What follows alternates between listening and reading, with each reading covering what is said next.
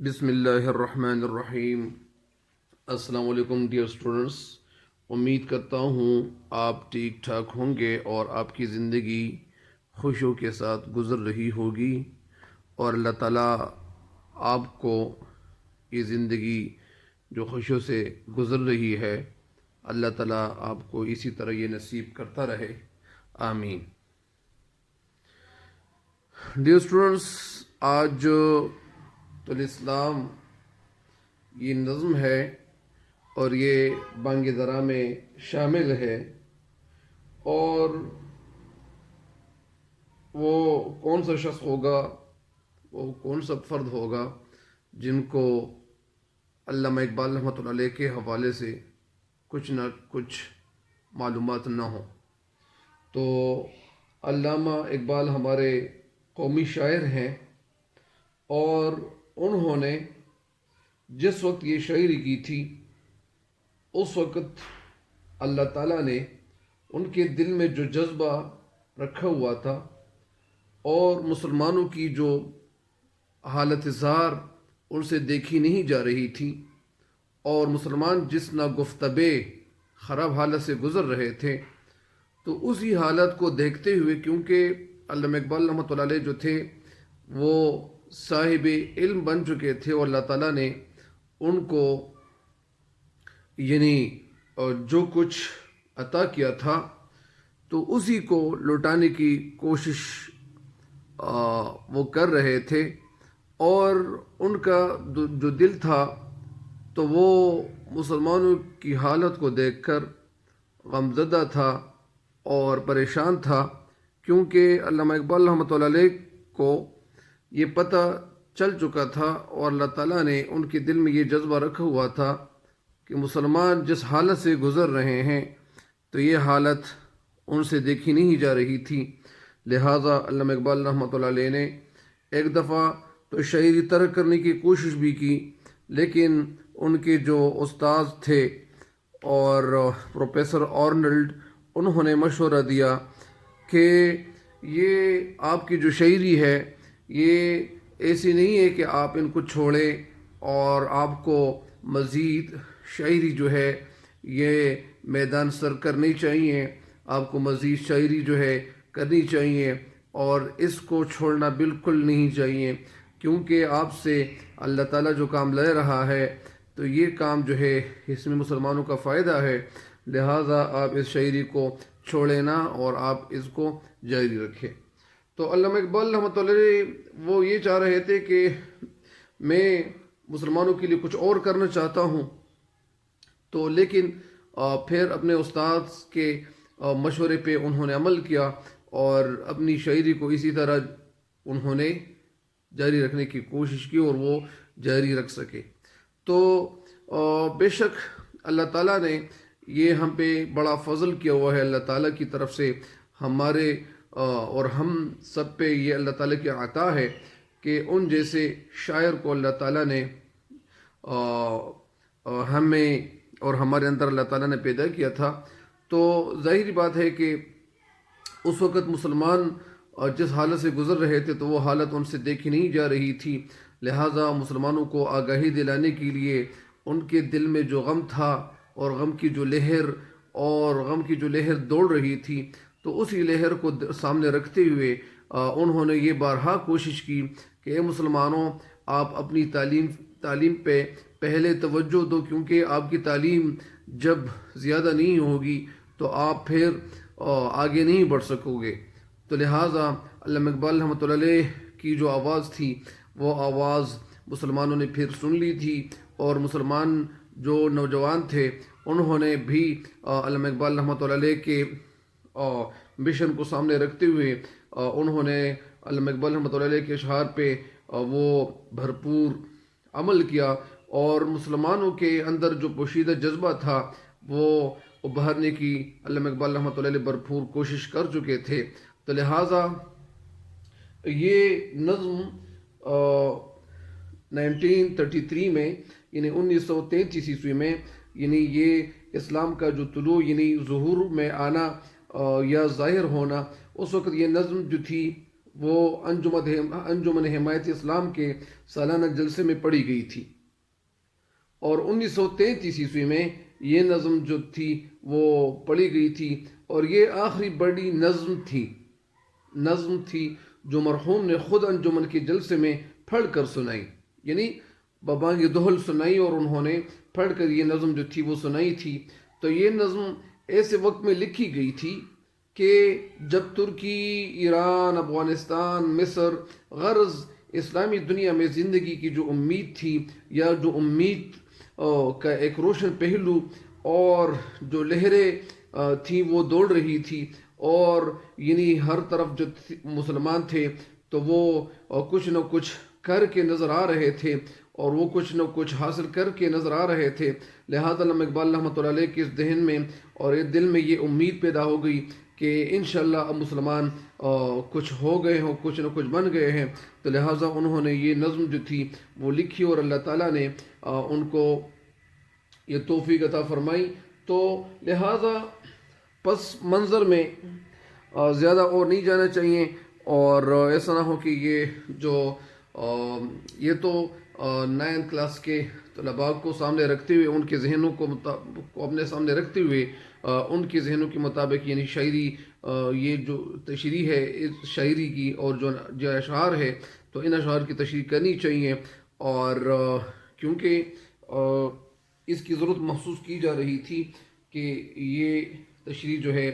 Upload کر سکوں، اور مجھے امید ہے کہ جو طلباء ہے وہ اس سے استفادہ کریں گے اور فائدہ اٹھائیں گے۔ تو تشریح کے آغاز کرنے سے پہلے میرے اس چینل پہ ہر نئے آنے والے ان کو یہ چاہیے کہ وہ میرے اس چینل کو سبسکرائب کرے، اور سبسکرائب کے ساتھ ساتھ وہ بیل آئیکن کا جو بٹن ہے وہ بھی دبا دے، تاکہ میری نئی ہر آنے والی ویڈیو آپ کو وقت پہ اور بروقت تو پہنچتی رہے۔ تو آئیے ڈیئر، شعر کی تشریح کا آغاز کرتے ہیں، اشعار کی تشریح کا آغاز کرتے ہیں، اور یہ نظم ہے طلوع اسلام۔ طلوع کے معنی یعنی نکلنا، نکل آنا، اسلام یعنی اسلام کا نکل آنا۔ تو میں نے آپ کو کچھ نہ کچھ ایک پس منظر آپ کے سامنے رکھ دیا ہے، اور ابھی اس شعر کو پڑھتے ہیں۔ بسم اللہ الرحمن الرحیم۔ خدائے لم یزل کا دست قدرت تو، زباں تو ہے، یقی پیدا کر اے غافل کے مغلوبی گماں تو ہے۔ خدائے لم یزل، خدا اللہ تعالی، لم یزل اللہ تعالی کو کبھی زوال نہیں آئے گا، لم یزل وہ اللہ جسے کبھی زوال نہیں آئے گا۔ کا دست قدرت تو، دست کے معنی ہاتھ، قدرت یعنی نعوذ باللہ من ذالک اللہ کے ہاتھ۔ تو یہ اس حدیث کی طرف اشارہ ہے کہ جو حدیث موجود ہے تو وہ اس حدیث کی طرف اشارہ ہے کہ اللہ تعالیٰ فرماتا ہے کہ اے میرے بندے، تو میرے ہاتھ بن جا، تو میری زباں بن جا، تو میری آنکھیں بن جا۔ تو اسی طرح یہ اس حدیث کی طرف اشارہ ہے کہ مسلمان کو مخاطب ہو کر، یا اسی طرح یہ اللہ تعالیٰ کا جو ہے ایک ارشاد ہے، یا اسی طرح یہ جو حدیث شریف ہے قدسی ہے، تو وہ اس طرف اشارہ کرتا ہے کہ جب مسلمان اللہ تعالیٰ نے انسان کو جو آنکھیں دی ہے، جب یہ مسلمان اپنی آنکھیں، اپنے کان، اپنی زبان، اپنے پاؤں، اپنا وجود اللہ تعالیٰ کے حکم کے مطابق استعمال کرے گا، اپنی آنکھوں سے وہ دیکھے گا جسے اللہ تعالیٰ حکم دیتا ہے، اپنے ہاتھوں سے وہ کام کرے گا جسے اللہ تعالیٰ حکم دیتا ہے، اپنے کانوں سے وہ سنے گا جسے اللہ تعالیٰ حکم دیتا ہے، اپنے پاؤں کو اس طرف استعمال کرے گا کہ جسے اللہ تعالیٰ حکم دیتا ہے۔ تو اسی طرح یہ اس حدیث کی طرف اشارہ ہے، اور یقین پیدا کر اے مسلمان، یقین پیدا کرو اے غافل، اے غفلت میں پڑے ہوئے انسان، یقین کی دنیا میں آ جائے، غفلت کی دنیا سے باہر نکل کہ مغلوب گمان تو ہے، مغلوب غالب گمان، گمان شک، یعنی تم تو غالب مغلوب گمان میں شک میں مبتلا ہو گیا ہو۔ ابھی اس شعر کی تشریح کی طرف صحیح طریقے سے بڑھتے ہیں۔ یعنی اس کی نثر کچھ یوں ہے کہ اس کی نثر کچھ یوں ہے کہ شاعر اس شعر میں کہتے ہیں کہ اے مسلمان، تو اس غلبے سے، بے یقینی کی غلبے سے تو باہر نکل، یعنی جس بے یقینی کے غلبے میں تم پڑے ہوئے ہو، اور جس بے یقینی کے غلبے میں آپ یعنی تم لوگ گرفتار ہو گئے ہو، تو اسی غلبے سے باہر نکل، کیونکہ آپ لوگوں نے بہت کچھ کرنا ہے۔ تو اس لیے اس شعر کی تشریح کی طرف بڑھتے ہیں، اور تشریح اس کی کچھ یوں ہے کہ اے مسلمان، تو اللہ تعالیٰ کا وہ ہاتھ ہے، وہ طاقتور ہاتھ ہے جس کو کبھی زوال نہیں آئے گا، جو ہمیشہ کے لیے قائم اور دائم ہے۔ تو صرف اس اللہ تعالیٰ کا طاقتور ہاتھ ہی نہیں ہے، بلکہ اس کے آخری پیغام دین اسلام کا ترجمان بھی ہے۔ ترجمان یعنی جو اسلام ہے، یہ اسلام تم لوگ ہی پھیلاؤ گے، اور لوگ تو نہیں آئیں گے اس دنیا میں۔ تو لیکن تجھے اپنی طاقت کا، اپنی قوت کا بالکل پتہ ہی نہیں ہے، تجھے اپنی طاقت کا پتہ نہیں ہے، تو شک و شبے میں مبتلا ہو گیا ہو، تجھے اپنی طاقت سے بالکل پتہ نہیں ہے، اپنی طاقت سے بے خبر ہو، تو لیکن تجھے اپنی طاقت اور اپنے خدا کا نمائندہ ہو، تجھے اللہ تعالیٰ نے تجھے اللہ تعالیٰ نے ریپریزنٹیٹیو کے طور پر بھیجا ہوا ہے، تجھے اللہ تعالیٰ نے اس دنیا میں اس لیے بھیجا ہے کہ تو اللہ تعالیٰ کا جو آخری پیغام ہے یہ دنیا کے کونے کونے تک پہنچائے گا۔ تو شک اور بے یقینی کے غلبے میں مبتلا ہو گیا ہے، اس لیے ہر طرف سے تو مار کھا رہا ہے، اسی لیے ہر طرف یعنی تو مار کھا رہا ہے دنیا میں، اسی لیے یعنی تجھے احتیاط کرنی چاہیے اور تجھے آگے بڑھنے کے لیے کوشش کرنی چاہیے۔ تو پھر سے اپنے اندر پکا یقین پیدا کر، پختہ ایمان پیدا کر، اور یقین پیدا کر، اور یقین رکھ اللہ تعالیٰ کے، اللہ تعالیٰ کی ذات پر بھروسہ رکھ، اعتماد کر۔ تیرے اندر اللہ تعالیٰ نے خدائی طاقتیں اللہ تعالیٰ نے تیرے اندر پیدا کی ہوئی ہے، کیونکہ تیرے اندر بہت کچھ ہے، تیرے اندر اللہ تعالیٰ نے خدائی طاقتیں ودیت کی ہوئی ہے، پیدا کی ہوئی ہے، تو ان طاقتوں کو ذرا استعمال میں لا۔ اور یہ دنیا میں اگر کوئی اللہ تعالیٰ کا پیغام پھیلانے والا ہے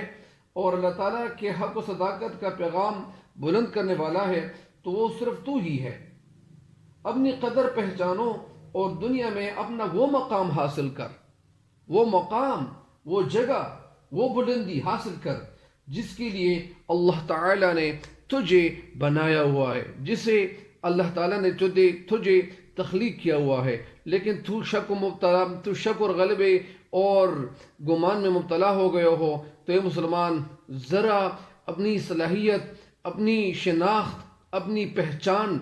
اور اپنی صلاحیتوں کو استعمال میں لا، تاکہ تو اپنا وہ کوئی وہ مقام حاصل کرے جس کے لیے تجھے محنت کی ضرورت ہوتی ہے، جس کے لیے تو اپنی اس شکوہ والی جو دنیا ہے، اس خول سے باہر نکلنا ہوگا، تب تو بہت کچھ کامیاب ہو سکو گے، تب تو اس منزل میں آگے بڑھ سکو گے۔ یہ ساری صلاحیتیں تیرے اندر اللہ تعالیٰ نے رکھی ہوئی ہے، لیکن ان صلاحیتوں کا استعمال تم تب کرو گے کہ جب تم عمل سے کام کرنا شروع کر لو۔ تو علامہ اقبال رحمۃ اللہ علیہ ایک جگہ کہتے ہیں کہ عمل سے زندگی بنتی ہے جنت بھی جہنم بھی، عمل سے زندگی بنتی ہے جنت بھی جہنم بھی، یہ خاکی اپنی فطرت سے نہ نوری ہے نہ ناری ہے۔ تو اسی طرح یعنی شاید اس میں مجھ سے تھوڑا وہ ایک مصرع اس میں غلط لفظ پڑ گیا ہو، لیکن یعنی تو غلبے کی جو ہے وہ جس شک میں مبتلا ہو گئے ہو، اس شک والی دنیا سے تو باہر آ جا۔ یعنی اللہ تعالیٰ نے تجھ سے بہت کام لینا ہے، لیکن تو اپنی حقیقت کو بھلا بیٹھے ہو کہ میری حقیقت کیا ہے، اور میرے اندر طاقت نہیں ہے، میرے اندر صلاحیتیں نہیں ہیں، لیکن یہ صلاحیتیں تو نہیں پہچان رہا، تو اس لیے اے مسلمان تو اپنی صلاحیتوں کو استعمال میں لا، اور تو آگے بڑھنے کے لیے سعی کر، اپنے آگے بڑھنے کے لیے محنت شروع کر، آگے بڑھنے کے لیے تعلیم کی طرف متوجہ ہو جا، آگے بڑھنے کے لیے تو لائبریریوں کی طرف قدم بڑھاتے جا، اور آگے بڑھنے کے لیے تو مسلمانوں کا جو یعنی اسلاف کا جو ایک کلیہ تیرے سامنے موجود ہے، اور جو ہمارے پہ نبی وسلم کے جو سنت طریقے ہیں ان کو سامنے رکھتے ہوئے، اللہ تعالیٰ کے احکام کو سامنے رکھتے ہوئے وہ کامیابی حاصل کر، کہ جو کامیابی وہ بہت مستند ہو، اور وہ کامیابی آپ کے لیے دنیا میں اور آخرت دونوں جہانوں میں کام آ جائے۔ اس شعر کی تشریح مکمل ہو گئی ہے۔ اس شعر کی تشریح کے حوالے سے اور بھی بہت کچھ بتایا جا سکتا ہے، لیکن زیادہ تر تفسیر میں جانا نہیں چاہیے، کیونکہ ایسا نہ ہو کہ طلباء جو ہے اس سے استفادہ نہ کرے۔ اچھا ڈیئر، نیکسٹ شعر کی تشریح کی طرف بڑھتے ہیں۔ نیکسٹ شعر کون سا ہے؟ اگلا شعر، پرے ہے چرخ نیلی فام سے منزل مسلماں کی، ستارے جس کی گرد راہ ہو وہ کارواں تو ہے۔ پرے ہے مطلب یعنی دوسرے کنارے پر ہے، دور ہے۔ چرخ کے معنی آسماں، نیلی فام نیلا، سے منزل مسلمان کی، منزل مسلمان کی یعنی مسلمان کی منزل نیلے آسمان سے بھی آگے ہیں۔ ستارے جس کی گرد راہ ہو، اور وہ منزل اتنی دور ہے کہ ستارے اس منزل کے جو ہے وہ گرد بن جائے۔ یعنی جس طرح ایک قافلے کی صورت میں لوگ پرانے دور میں جاتے تھے تو ان کے پاؤں سے، اور وہ جو گھوڑے ان کے پاس ہوتے تھے یا جو اونٹ ہوتے تھے، تو ان کے پاؤں کی حرکت کی وجہ سے وہ جو گرد اڑتا تھا تو وہ گرد ایک سائڈ پہ دوسرے سائڈ پہ پڑتا تھا، یا درختوں پہ پڑتا تھا، یا سائڈز پہ پڑتا تھا، اطراف پہ پڑتا تھا، تو وہ قافلہ آگے بڑھتا تھا۔ تو اسی طرح وہ گھر تو ادھر ادھر پڑ جاتا تھا لیکن قافلہ آگے نکلتا تھا۔ تو شعر کہتے ہیں کہ وہ کارواں تو ہے، تو آگے بڑھ، اور اپنی منزل جو ہے وہ بہت دور جو ہے وہاں تلاش کرو، اور وہاں اس جگہ جانے کے لیے سعی کو مسلسل کرتے رہا کر، تاکہ تو بہت آگے جو ہے اپنے منزل کو پالو۔ اس شعر کی تشریح کی طرف بڑھتے ہیں، اور تشریح جو ہے اس شعر کی کچھ یوں ہے کہ شاعر اس شعر میں کچھ یوں رقم تراز ہے، اور کہتے ہیں کہ اے مسلمان یاد رکھ،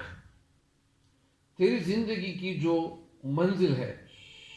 تیری زندگی کے لیے جو جگہ بنائی گئی ہے، تو وہ نیلے آسمان سے بھی کہیں آگے ہے۔ تو وہ قافلہ ہے، تو وہ کاروان ہے کہ جس کے راستے کی جو مٹی ہے وہ کیا ہے؟ وہ ستارے ہیں، سٹارز ہیں۔ وہ کیا ہے؟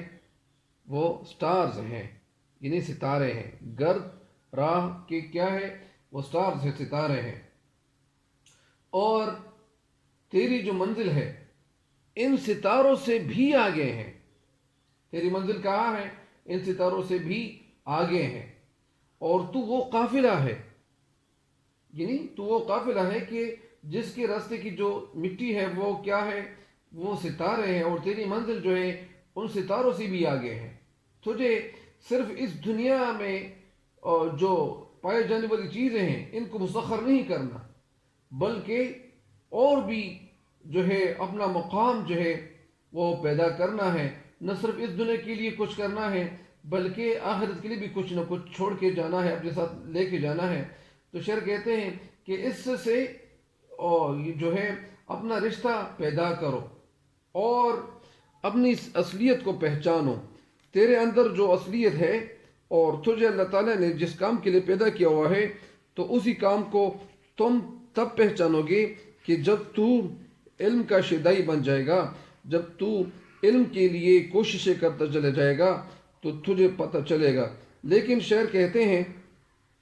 کہ اے مسلمان، یعنی شاعر علامہ اقبال رحمۃ اللہ علیہ اس شعر میں یعنی اپنی مسلمان قوم سے مخاطب ہو کر کہتے ہیں کہ اے مسلمان، تو دنیا میں اللہ تعالیٰ کا یعنی خلیفہ بن کے آیا ہے، اور یعنی یہ اس جو آگے شعر ہے اس کے ساتھ اس کی مناسبت ہے کہ اللہ تعالیٰ نے تجھے کیوں پیدا کیا ہے، اللہ تعالیٰ تجھ سے یہ کام کیوں لے رہا ہے، کوئی اور تو نہیں ہے، صرف تجھ سے یہ کام لے رہا ہے، اور یہ کیوں لے رہا ہے، یہ جو بھی تو کرے گا تو اس کے بدلے اللہ تعالیٰ کے ہاں ہوگا۔ تو شاعر کہتے ہیں کہ شاعر مسلمان کے مقام کے حوالے سے بات کرتے ہوئے کہتے ہیں کہ مسلمان، تیرا نصب العین اس قدر بلند و بالا ہے، تیری بلندی وہ بہت یعنی جو ہے وہ آگے ہیں، اور بلندی جو ہے بلندیوں پہ جانا چاہیے کہ آسمان کی بلندی بھی اس کے سامنے بالکل کچھ نظر نہ آ جائے، تیری منزل نیلے آسمان سے بھی آگے ہے۔ تو اقبال جو ہے اس شعر میں مسلمانوں کو پکا اور مضبوط ارادہ اور بلند ہمتی کی دعوت دیتے ہوئے کہتے ہیں کہ مسلمانوں، تمہاری منزل اور جو فرض ہے، جو نصب العین ہے، آسمان کی بلندیوں سے بھی وہ اوپر ہے، اور تمہارا نصب العین، تمہارا مقصد آسمان کے چاند ستاروں سے بھی بلند و بالا ہے۔ تمہیں اپنی منزل تک رسائی حاصل کرنے کے لیے، تجھے اپنی منزل تک رسائی حاصل کرنے کے لیے مسلسل کوشش کرنا، مسلسل سفر کرنا اور مسلسل تگ و دو کرنی چاہیے، مسلسل تگ و دو کرنی چاہیے۔ اے مسلمان، تو اس قافلے کی طرح ہے، اس قافلے کی طرح ہے کہ جو ستاروں کو یعنی رونتا ہوا، ستاروں کو یعنی وہ آگے وہ پلانگ کرتا ہوا، آگے بڑھتا ہوا وہ قافلہ آگے نکل جاتا ہے۔ تیری منزل جو ہے، منزل مقصود تک رسائی جو ہے وہ ستاروں کو بھی شرماتی ہے۔ مطلب اس کا یہ ہے کہ مسلمان، تو جو ہے تو بہت کچھ ہے، لیکن تو اپنی حقیقت کو پہچاننے کی کوشش کر، اور جب تو اپنی حقیقت کو پہچانو گے کہ یار میرے اندر تو بہت ساری صلاحیتیں موجود ہیں، اور میرے اندر تو بہت زیادہ قابلیت موجود ہے، تو جب تجھے یہ پتہ چل جائے گا تو تیرے لیے ہر کام جو ہے وہ آسان لگنے لگے گا۔ امید کرتا ہوں اس شعر کی تشریح آپ سمجھ چکے ہوں گے۔ نیکسٹ شعر ہے شعر نمبر 3۔ مکا فانی مکی آنی ازل تیرا ابد تیرا، مکا فانی مکی آنی ازل تیرا ابد تیرا، خدا کا آخری پیغام ہے تو، جاویدہ تو ہے۔ مکا فانی، مکان کا مطلب دنیا، یعنی جو دنیا کا مکان ہے، جو دنیا ہے تو یہ فنا ہونے کی جگہ ہے۔ کیا ہے؟ فنا ہونے کی جگہ ہے، یعنی ختم ہونے والی جگہ ہے۔ مکی کے معنی کیا ہے؟ یعنی رہنے والا، یعنی جو مکان، وہ مکان جس میں ہم رہتے ہو، رہنے والی جگہ۔ ازل تیرا یعنی آغاز، دنیا کا جب آغاز ہو گیا تھا۔ ابد تیرا یعنی دنیا کا جب آغاز ہو گیا تھا وہ دن، اور ابد دنیا کا آخری دن، جب دنیا کا اختتام ہوگا اور یہ دنیا جو ہے ختم ہوگی تو اس دن کو ابد کہتے ہیں۔ خدا کا آخری پیغام ہے تو، یعنی تو خدا کا، اللہ تعالیٰ کا آخری پیغام ہے۔ جاویدہ تو ہے، جاویدہ ہمیشہ کی زندگی پانے والا، ہمیشہ رہنے والا تو ہی ہے، کوئی اور نہیں ہے۔ لیکن یہ پتہ کہاں سے چلے گا؟ جب اپنے ساتھ سوچو گے اور عمل کرو گے اور آگے بڑھنے کے لیے کوششیں کرو گے، تب آپ کو یہ حقیقت جو ہے واضح ہو جائے گی۔ اس کے علاوہ یہ حقیقت جو ہے آپ کو واضح نہیں ہوتی ہے۔ تو اس شعر کی تشریح کی طرف بڑھتے ہیں، اور شاعر اس شعر میں کہتے ہیں کہ اس جہان کا مکان، ہر وہ چیز یا ہر وہ جگہ جو یہاں پہ ہے، یا ہر وہ چیز جو مٹنے والی ہے، تو یہ اس کو یعنی جو ہے ہمیشہ کی زندگی حاصل نہیں ہے،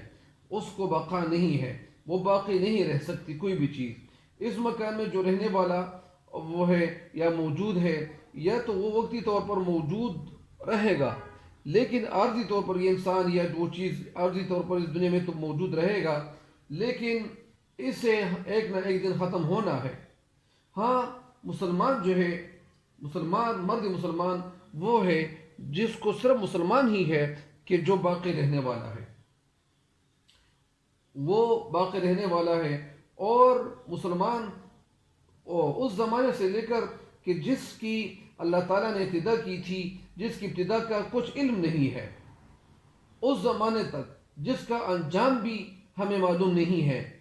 اللہ تعالیٰ مالک ہے، اللہ خالق ہے اور اللہ رازق ہے۔ وہ زمانے کو جس طرح چاہے، اللہ تعالیٰ زمانے کو جس طرح اپنے اس وقت کو جس طرح چاہے، وقت کو جس طرح بدلنا چاہے، جس طرح موڑنا چاہے، اللہ تعالیٰ موڑ سکتا ہے۔ اے مسلمان، تو چونکہ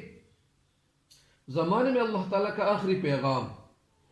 ہمارے آقا نامدار حبیب کردگار حضرت محمد مصطفیٰ صلی اللہ علیہ وسلم کے احادیث کو سامنے رکھتے ہوئے، آپ صلی اللہ علیہ وسلم کی زندگی، پیاری زندگی کو سامنے رکھتے ہوئے، اور اللہ کا جو آخری کلام ہے، جو کلام پاک ہے، قرآن پاک ہے، اس پہ تو ایمان رکھتا ہے، اس لیے تو نہیں مٹ سکتا، تو کبھی مٹنے والا نہیں ہے، تو کبھی مٹنے والا نہیں ہے، اور نہ خدا اور نہ اللہ تعالیٰ تجھے مٹھانا چاہتا ہے، تجھے اللہ تعالیٰ مٹھانا نہیں چاہتا ہے، کیونکہ اگر تو مٹ گیا تو خدا کا آخری پیغام بھی ساتھ ساتھ وہ بھی ختم ہو جائے گا، یعنی تو مٹنے والا کبھی نہیں ہے، اور یہ بات اللہ تعالیٰ کرنا نہیں چاہتا، اور اللہ تعالیٰ یہ بات کبھی کرنا نہیں چاہے گا۔ اس لیے مسلمان، تو ہمیشہ رہنے والا ہے، تو ہمیشہ رہنے والا ہے، ہمیشہ کی زندگی تو تجھے عطا کرنے والی ہے، تجھے عطا ہونے والی ہے۔ اور اس کے ساتھ ساتھ کیونکہ لیکن شرط یہ ہے، اس شرط پہ کہ مسلمان بن کر تو اس دنیا میں زندگی گزارو، اور مسلمان بن کے تو اس دنیا میں مر کر دکھاؤ۔ مطلب اس کا یہ ہے کہ مسلمان بن کر جی اور مسلمان رہ کر مر، یعنی مسلمان ہو کر تجھے اس دنیا میں زندگی گزارنی چاہیے، اور مسلمان بن کر تجھے کیا کرنا چاہیے آگے، یعنی مرنا ہے، اور یہ مسلمان بن کر یہ تجھے مرنا ہے۔ تو اس شعر کی تشریح جو ہے یہ بھی مکمل ہو گئی ہے، اور یعنی اس شعر میں شاعر کہتے ہیں کہ مسلمان، تو اپنی حقیقت کو پہچاننے کی کوشش کر، اور یہ اللہ تعالیٰ نے یہ جو دنیا تخلیق کی ہوئی ہے، اس دنیا میں جتنی چیزیں ہیں وہ مٹنے والی ہیں، وہ ختم ہونے والی ہے، لیکن ایک صرف تو ہی ہے کہ تو اس دنیا میں باقی اللہ تعالیٰ کے فضل و کرم سے رہے گا، اس دنیا میں نہیں رہے گا، اگلے جہان میں تو جائے گا، لیکن یہ اللہ تعالیٰ تجھے مٹانا نہیں چاہتا، اور اللہ تعالیٰ تجھ سے کچھ چاہتا ہے، اس لیے تو جو ہے تجھے تو پتہ نہیں ہے کہ میں کب بنا تھا، میں کب تخلیق کیا گیا تھا، یا حضرت آدم علیہ السلام کو، یا اسی طرح تو شعر کہتے ہیں کہ اللہ تعالیٰ نے تجھے اس لیے تخلیق کیا ہوا ہے کہ تو اللہ تعالیٰ کا آخری پیغام ہے، اور تو جو ہے تو ہمیشہ کی زندگی پانے والا ہے، لیکن تجھے اپنی حقیقت جو ہے وہ پہچاننی چاہیے، اور حقیقت سے آگاہ ہونا چاہیے۔ اس لیے اے انسان، تیرے اندر قابلیت کی انتہا ہے، تیرے اندر اللہ تعالیٰ نے قابلیت رکھی ہوئی ہے، لیکن تو اس قابلیت کو جاننے والا نہیں ہے۔ تو اس قابلیت کو جانو گے تب پتہ چلے گا کہ مجھے اللہ تعالیٰ نے کیوں پیدا کیا ہوا ہے، لیکن تو اس جو ہے اس خول سے، اس شک و شبے کی زندگی سے باہر نکل، اور تو کچھ کر۔ تو جب کچھ کرو گے تو اس لیے آپ کے کرنے کی وجہ سے، عملی لحاظ سے، پریکٹیکل کوئی کام کرنے سے جو ہے آپ کو بھی فائدہ پہنچے گا، اور ملک کو بھی فائدہ پہنچے گا، یعنی آپ کے کام کرنے کی وجہ سے سب کو فائدہ پہنچے گا۔ تو اس شعر کی تشریح مکمل ہو گئی ہے۔ نیکسٹ شعر ہے، حنا بند عروس لالا ہے خونی جگر تیرا، حنا بندی عروسی لالا ہے خونی جگر تیرا، تیری نسبت براہیمی ہے معمار جہاں تو ہے۔ حنا بند، حنا کے معنی مہندی، حنا بندی یعنی مہندی لگانا، عروس دلہن، لالا، لالا ایک پھول ہے، اور لالا کا جو پھول ہے تو وہ ایک تشبیہ کے طور پر اس طرح علامہ اقبال رحمۃ اللہ علیہ جو ہے وہ استعمال کرتا ہے، اور لالا سے مراد مسلمان نوجوان ہے۔ خونی جگر تیرا یعنی جگر کا جو خون ہے، تیری نسبت براہیمی ہے، ابراہیم علیہ السلام، نسبت تعلق، معمار بنانے والا، جہاں دنیا کا جہان یعنی دنیا بنانے والا تو ہی ہے۔ تو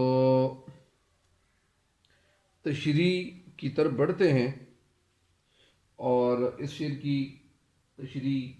کچھ یوں ہے کہ اے مسلمان، شاعر شعر میں کہتے ہیں کہ اے مسلمان، کہ اے مسلمان، تو اخلاص، محنت، لگن سے لالا کے سرخ پھول کی دلہن کو مہندی لگانے والا ہے، مہندی لگانے والا ہے۔ تیرا تعلق حضرت ابراہیم علیہ السلام سے ہے، جو توحید کے جھنڈے کو بلند کرتے ہوئے اور بتوں کو توڑنے والے جو تھے وہ حضرت ابراہیم علیہ السلام تھے۔ تو جہاں کو تعمیر کرنے والا ہے۔ مطلب اس کا یہ ہے کہ اے مسلمان،